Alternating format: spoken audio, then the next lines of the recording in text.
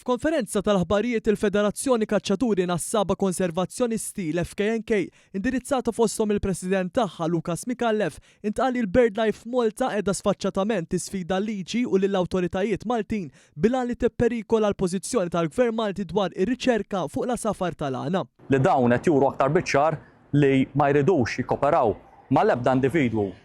bħala bird ringers li huma wkoll akkreditati u liċenzjati mal-istess skema internazzjonali li tirrappreżenta BirdLife Malta u għaldaqstant hawnhekk nistaqsu jekk l-interess veru ta' BirdLife Malta huwiex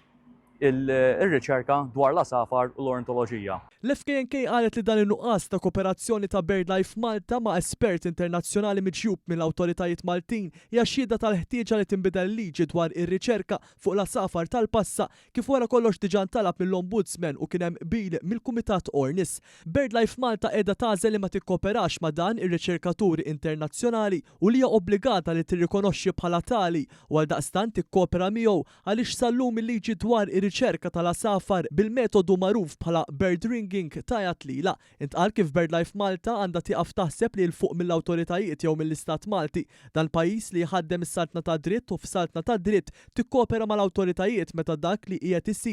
isir propju biex Malta tkun konformi anke mal-liġijiet Ewropej. Din it-tip ta' arroganza hija maħsuba biex tfixkel il-pożizzjoni ta' Malta. Tenniet l-FKNK. L-FKNK se tibqa' taħdem bisħieħ biex dan il-monopolju jispiċċa dal-bar dejjem u f'pajjiż bħal tagħna fejn kull persuna, kull individwu għandu dritt ikun parti minn citizen science propju inneħħu dal-element li ma jeżisti mkien ieħor f'pajjiż ieħor Ewropew u propju nkomplu nimxu l-qudiem biex propju r-riċerka tal-asafar tal-għana tkun waħda hekk imsejħa b'saħħitha